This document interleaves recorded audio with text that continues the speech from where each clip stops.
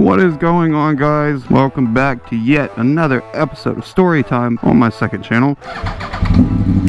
Today's video is going to be a little bit different than the other Storytime episodes. The reason why it's a little bit different than the other Storytime episodes is because this one is going to be me, for the first time, pretty much admitting to the dumbest thing I've just about ever done. And there's a part 1 and a part 2 to this because it actually gets so bad, and you'll understand why I broke it up after you see the second episode. So let's talk about mistakes. Everybody makes mistakes, okay? I want to go ahead and say that before we even get into any of this. I don't want to be judged. I'm sure I'm going to be judged, but let me say something. Everybody has made mistakes. I know every single person right now watching this is going to think of their deepest, darkest, worst mistake that they've ever made in their life, and everybody's got one. The only people that won't admit it are the people that lie to themselves and lie to other people about the mistakes that they made, but I'm just not really that type of person. I own up to my mistakes because those mistakes are what made me into the person that I am today. If it wouldn't have been for those mistakes, I would never be where I'm at. So I'm grateful for every mistake, every blessing, every, so on and so forth. So coming to terms with your mistakes and understanding that it was just a lesson is a very, very big thing. So let's throw it way back. So this is back probably 5 years ago, I think. I think this is 5 years ago now. So I was probably 16 years old. I was a junior in high school, and I wanted to make a lot of money. I mean, obviously everybody wants to make a lot of money, right?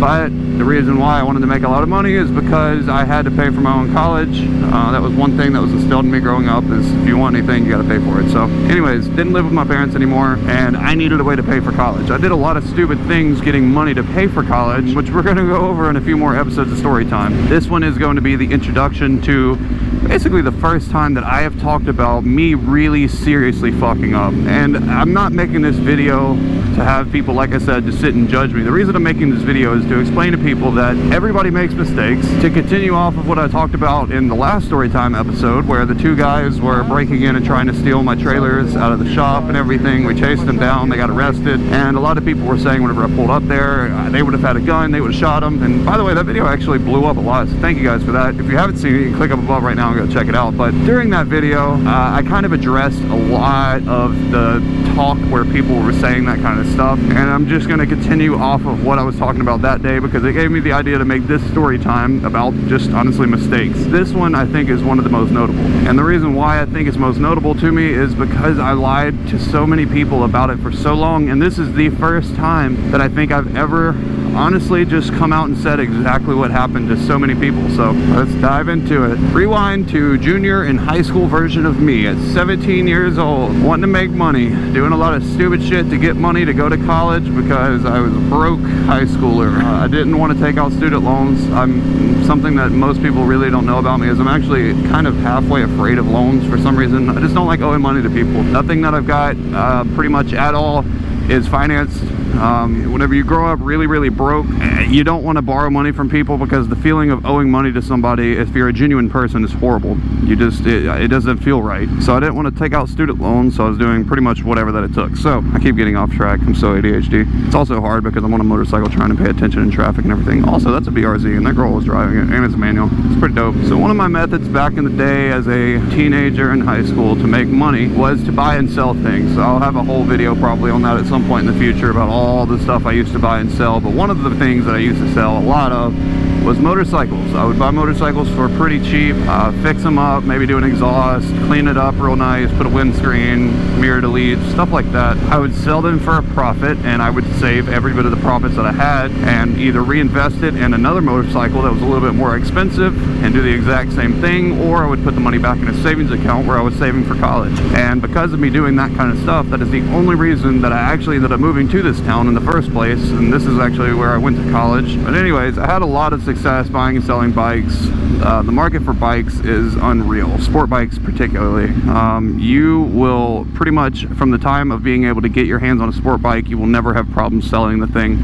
Sport bikes are it's just one of those things. It's like guns, and I used to buy and sell guns too. They're just things that are high in demand that people don't mind paying a little bit extra for if they look nice. It's crazy, but that is the psychology behind business. Yeah, I mean, that's just the truth to it. If you can make something look really nice and cater to a specific audience that you're trying to sell that item to, you'll have a lot greater success. It's simple psychology. Might be stereotyping, but if you put big giant chrome wheels on a crappy car and you go bring it in the middle of the ghetto and put a for sale sign on it, you're probably going to sell that car a lot quicker than if you left it on stock wheels and had it for sale at a Walgreens in a nicer neighborhood. You know what I mean? It is all about who you're selling to, and this is an uncomfortable traffic situation. Get me out of here. And I used to do the same thing with bikes. I knew the personality type that I was trying to sell to. Typically whenever people are buying bikes, it's because they have extra money to spend. So if you do things to cater around those people that just have extra money to spend, works out pretty well. But anyways, I'm getting way off topic. I'm a junior in high school, 17 years old, right?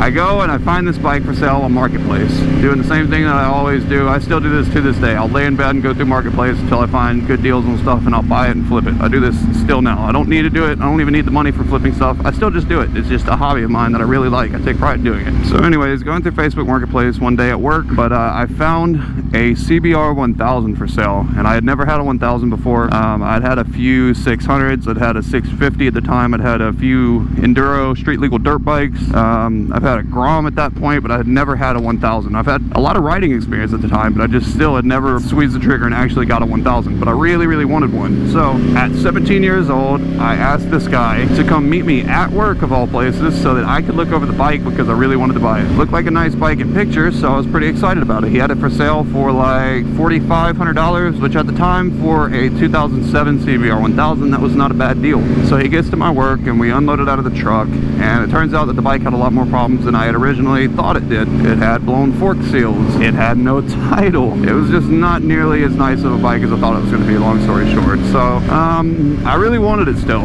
I had faith in the fact that I could probably flip it. So I talked this guy all the way down to like sub $3,000 or something like that for this bike. And me and Caleb, who I make music with, Mello, if you guys are familiar with him. But anyways, me and him were the ones that had negotiated the price down. I bought the bike. Like I said, the bike didn't have a title, so I didn't take it really anywhere for the first little bit that I had it. Instead, I was just keeping it in my garage and pretty much just looking at it because it had no title. I didn't want to drive it around and get caught, you know? Anyways, something that I will brag about on myself a little bit is that anytime that I've got something that I've not experienced with, I don't just jump into it and act like I know what I'm doing. I always like to have people show me. I always like to take lessons. I always like to learn. I'm a big person. I'm a big advocate on learning. Nobody knows everything. And like I said, I had never ridden a 1000. So looking at this bike, I was like, man, I'm going to end up getting this thing street legal and I'm going to kill myself. And I was deathly afraid of that. I didn't want to die. I don't think anybody wants to die. I just respect horsepower. I understand that these things can kill you. Cars, bikes, etc. Just respect it. They respect you back. It's a nice little ecosystem once you get that down. But until then, if you play stupid games, you win stupid prizes, unfortunately. And this was one instance where I did that. So anyways, I wanted to go to one of the little track days that they had at NH, where was it? It was MSR of Houston. It was MSR Houston. So they had a big track day out there. It was an open track day where people could take their motorcycles, and pretty much you go out there as a beginner and you've got professional teachers who will teach you on a track how to ride the motorcycle very well. And even though I'd had probably a year, maybe a year and a half of riding experience at that time, I just felt like it would be smart to be able to learn how to really use the bike to its full potential. I mean, it's a 1000cc bike. You're never going to use it to its potential on the road. You don't need a title, you don't need registration, you don't need anything. A lot of people have track bikes that have no titles. They're just bikes that got wrecked, or bikes that were stolen, or bikes that were whatever, and people just, they take them out there and they race them. So the night before the event comes around, and I literally could not fall asleep at all. Nothing. I just couldn't. I could not force myself to fall asleep at all. I was laying there in bed and I was like, holy crap, so excited. There's a freaking track day tomorrow. I'd just gotten to spend a bunch of money on a full track suit. I'd had a nice showy helmet, which is what I'm still wearing actually. Not the exact one, but I got a newer one because of the story I'm about to tell. And this is where I started being dumb, because I had taken every single step so far to remain safe, do things right. I kind of just abandoned all of that because I got so excited. I really don't know. There's no excuses for it. But basically what happened was I decided that since I couldn't sleep, I figured it was already 1 in the morning. I unload the bike off of the trailer. I get my leather suit out. I get my helmet out. I get my boots out. I get everything out, and I put it all on. and I was like, fuck it, I'm going to take this bike for a ride. I really just wanted to get on the bike and get used to it before the event in the morning, because I didn't want to get out there and know absolutely nothing about the bike. I had never been on a 1000, I'd never been on a CBR at the time, I'd never been on anything, so I wanted to get used to it. And so I'm going down the road, and it was great. I rode the bike around for probably an hour and a half. I got used to the bike so quickly, fell in love with it. It carved the curves. It was just one of the most elite, great, fantastic feeling bikes that I'd ever been on in my life, because it was at the time. It was the best thing that I had literally ever rode. I was like, all right, that's enough. I've been riding now for probably 2 hours. I'm gonna go ahead and head back home. Well, on my way back home, just a curve just like this, if you can imagine, I was actually going real fast around this curve, and there were some trees right here on the right, so I couldn't see past the curve. Well, as I'm coming around the curve, probably going, I don't know, $120 around the corner, just hauling ass, and in the middle of the turn, I see a vehicle coming towards me, just like that truck passed, but instead of being a truck, it was a cop. And that cop immediately, like literally the fastest reaction time I've ever seen, immediately flipped on his lights. Like, he was still in front of me. He hadn't even passed me up yet, and he already had his lights on. And I was like, yep, I am absolutely toast. And just like that, I thought of everything that I was doing illegal on the bike. I first off didn't even have my motorcycle endorsement. That's not good. Second off, I was riding on a bike that had no title, no registration, no insurance, no nothing. That bike was going to get absolutely impounded, and I didn't know if I'd even get it back, period. Caleb, who was the friend that was helping me negotiate, at the same time actually had been talking to the people that owned the bike before the guy that sold it to me, and that was who the bike was registered in. Well, it turns out that the guy that they sold it to, which is who I bought it from, lost the title, so he wasn't lying, and the bike really wasn't stolen, and they were able to get a duplicate title sent over to my address. Well, about a week prior to me having this event, they had already shipped it out, but I hadn't received it in yet. The reason I'm upset is because I got the title in the next day. If I would have just had a title in hand to show a cop if I were to be getting pulled over, I wouldn't have even done any of the things that I did. But I didn't have it, and I knew what was going to happen if I stopped. So I took off, and I knew that the cop was going to have to turn around because he was coming towards me. I was headed that direction. He was going the opposite. I knew he was going to have to turn around to follow me. So I knew I was good. I mean, it's a fast bike, especially for a 17-year-old kid with adrenaline pumping through his veins, and I was just panicking because I knew I was going to go to jail. I just had all these images in my head. I had screwed my whole entire life up. I was freaking out. You know that it's like it's a fight or flight. That's the best way to put it. It was one of those fight or flight reactions. It was like, well, you can pull over, you can stop, and you can take your consequences, and you can fight it, and you can figure out what you can do to get out of it, or run. And in my head at the time, that was the most realistic approach. I don't know why, but that was what I thought was the best thing to do at the time, and I'm glad that I did, because if it wouldn't have been for that, I wouldn't have learned all this. But okay, I'll stop. Funny part about this was, though, is that whenever I passed the cop, the turn that I was talking about was like, no kidding, like a mile away from my house. This was not far at all from my house. I was almost home. I guess I forgot how long the road was because it was at night, and I had never gone down that road going that fast before, and there's no really markings on the road to let you know whenever you're at whatever point. It's just a straight road that had nothing but pretty much trees. Oh, that's a whole train. What if I tried to make it off the Fast and Furious shit? Oh, I could too. Oh, I definitely could.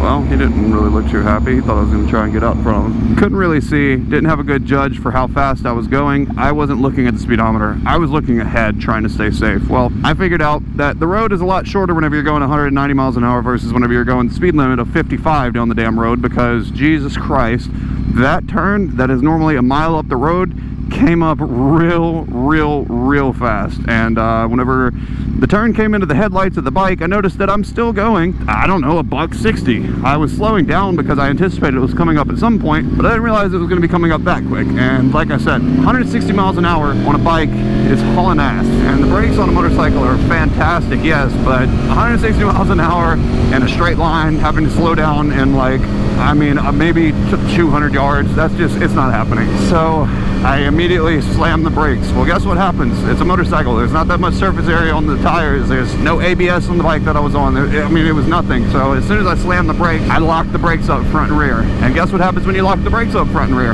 On a motorcycle, you slide. And I slid from here it's probably going to be hard to see, but up there where that white speed limit sign is, that was about as far as I could see on the bike. And as soon as I saw that turn, I immediately grabbed the brakes and slid from here to that turn, and it was a little bit too late. So yes, at 160 miles an hour, I look up, I notice that the road is ending, and then I notice that there are a big collection of brick mailboxes directly past this turn that I was looking past, because I knew that I was probably going to miss the turn. There's no way. I knew I was going to wreck. I knew it was going to happen. I'd already accepted it. And it's crazy because you don't realize how fast your brain can process all of these things and compute that quickly, but it works. It really does. It's incredible. I mean, we're talking like maybe a second total. 1 second is I was thinking of all of this quickly.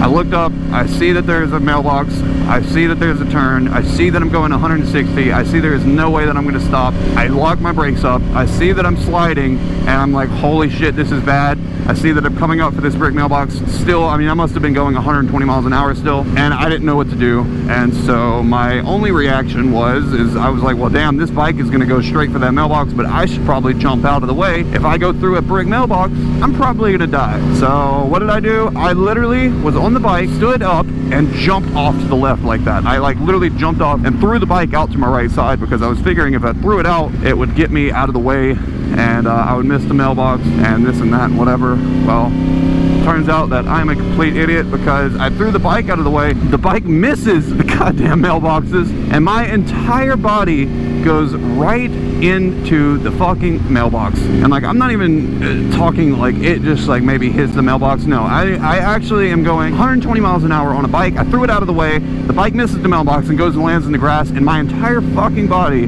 goes and smashes through a big giant column of brick mailboxes. I don't know if you guys know what those even look like, but like, goddamn, that shit sucked. And luckily, I swear, this is why I'm such a big advocate for wearing gear, which is so stupid. I know I'm not wearing gloves today, but I actually could not find them before I left, so yeah, I'm an idiot, but whatever. If it would not have been for that gear, I would have been dead. Across my torso, as soon as I jumped, my body was diagonal in the air. The bike went to the right, my body was diagonal in the air to the left, and I didn't know what to do. I thought that I was literally dead. I smashed through the windshield. That's a cop. Hello. Smashed through the windshield. What the hell am I talking about? I smashed through the mailbox, and that was pretty much the last thing that I remember. That was one of the first times that I'd ever been just completely knocked unconscious, I think. I don't remember a time ever where I've just been knocked unconscious except for this one time. I don't even know how long I laid there. I don't know anything really. I blacked out completely, but I remember it was about 2 in the morning, and I woke up laying on the ground at these people's front yard, and I quickly remembered what happened and still had adrenaline pumping.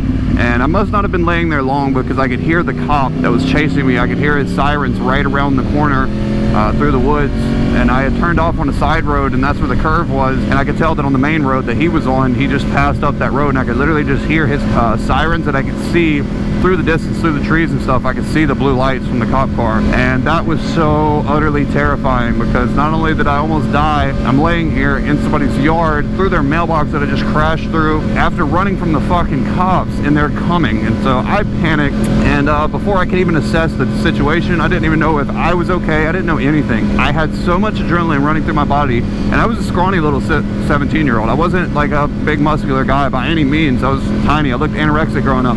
But I picked this 500-pound bike up like it was literally nothing. Like, I just go up, I grab it, pick it up off of its side, I pushed it down into a ditch of their front yard, kind of like this one actually. Pushed it down into a ditch and pushed it up out of the ditch and pushed it all the way back home, about, like I said, about a half mile. The bike wouldn't start up. As soon as I picked it up, literally the first thing I did was try to turn it on and start it. It wouldn't start. I couldn't find my phone. I couldn't find anything. I was fucked.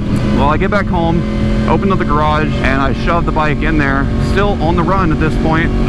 I see that I start coughing up blood and everything, and I was like, oh, Jesus Christ, this is bad. So I called Caleb, and I was like, dude, get over here now. And he was like, what's going on? I was like, I cannot fucking talk, please just get over here. And I'm like panicking, crying, whatever. By the way, this was the phone that was at the house. This wasn't my cell phone, because I said I lost it, but I'll explain that in a second. So Caleb thinks that I am, I guess, getting murdered, or our house got broken into, we're being held at gunpoint, or somebody broken in with it. I don't know. I don't know what he thought, honestly. I'm not kidding. This is no exaggeration. It was about 90 fucking seconds. He must have ran, immediately jumped out of bed, took off, got in his truck, literally did not wait for it to warm up, and just pinned that thing to the floor and got to my house because I don't know. It's just crazy. 90 seconds is absolutely insane. But no, really, it was about 90 seconds. And he's like, what is going on? I'm like, dude, I just shut the garage. The bike is in there. It is completely destroyed. And he was like, what the fuck happened? And I was like, at this point, I like looked at my mouth and I was spitting up blood some more, and I'm like completely crying and whatever. So I just like hugged him. Didn't say anything. I just hugged him. I was panicking. I don't know. He was like, well, fuck, what happened? And so I told him, I was like, dude, I fucked up. I passed a cop on the bike. He's like, why were you riding the bike? And I was like, I don't know. I don't know why I was riding the bike, because I just wanted to ride it. I don't know. And he was like, well, that's not good. And I was like, no, it's not good. And I ran from the cops and I made it, but the bike is destroyed. And he was like, how? And I was like, well, I decided that I wanted to be faster than the cop was, and I guess I was going a little bit too fast for a 30-mile-per-hour turn. And he was like, oh shit. And I was like, yep. And he was like, well, where's the fairing off of the bike? Because the entire left side fairing, the plastic piece right here, was completely gone. And I was like, oh, it's still in the yard, I guess. And he was like, okay, well, that's not good, because if the cops go looking for you, they're gonna find your fucking fairing in your phone and they're gonna be able to find you. So we get in his truck, we leave the garage, and immediately haul ass back down the road in his truck and go look in the yard. And we found the fairing pieces. We picked up every bit of the plastic out of their yard. And again, this is at like probably 2:30 in the morning at this point, but we picked up the fairing pieces. We pick up my phone after we found it, and I look at my phone, and I'll have to get it and show you guys, take some pictures of it and whatever. But anyways, we grab the phone, we grab the fairing pieces, we run back to my house, and by this time my grandma had already been notified that I got in a wreck, because that's who I was living with at the time. She already found out. She walked outside in the garage while we were gone, saw the bike, saw us gone, heard me freaking out and whatever.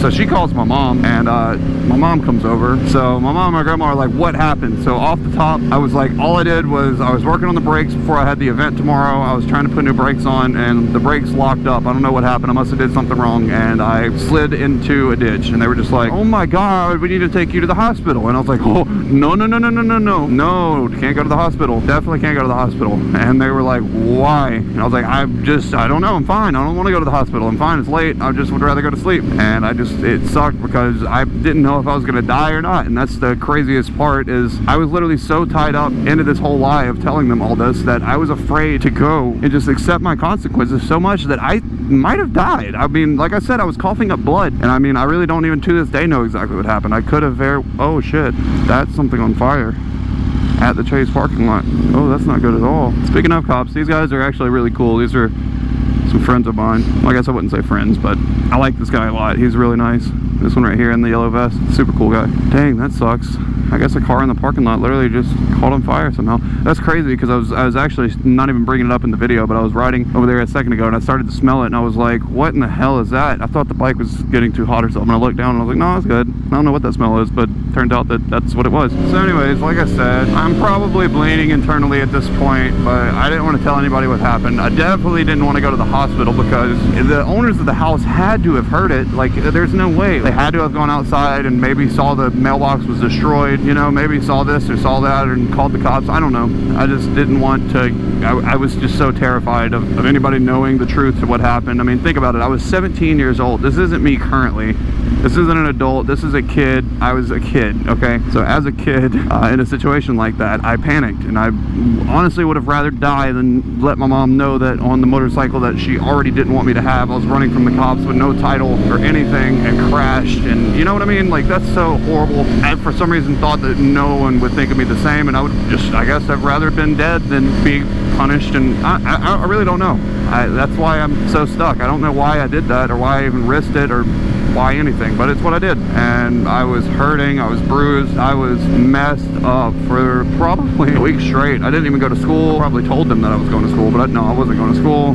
I wasn't doing anything. I was laying in bed, literally like what I thought was dying. So anyways, the next day, nobody actually knows this, but I went to the house where the mailbox got broken, and I went and dropped off a few $1,000s to them, because I knew that it was going to be expensive to replace. I didn't want them to know who I was though, and that was pretty much it. So part 2 of this story is a worse screw up almost than this one, because in that one I really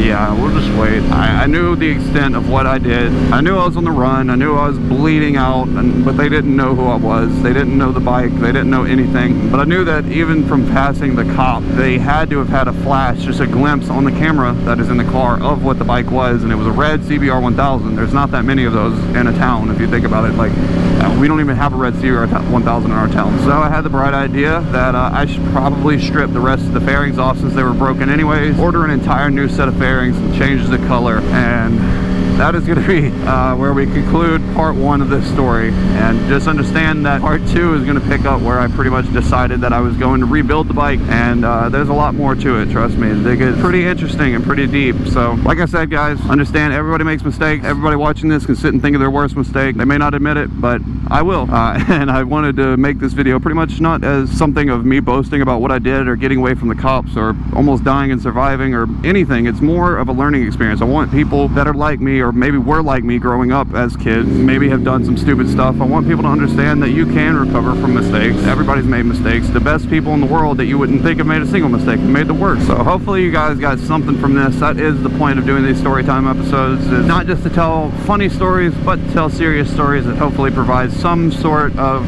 like I said, like a learning experience for you guys, for anybody. I just don't want to see people making the same mistakes as me is all. It's honestly remarkable that I'm not in jail, that I'm not dead, that I wasn't killed, and it will continue getting deeper and deeper the more story times that we go. But for now, that is a wrap for this episode of Story Time. Make sure you guys turn notifications on, because the next part of this one is coming soon, and it is a little bit more of an interesting story. Anyways, guys, thank you so much for watching, and I'll see you guys next video.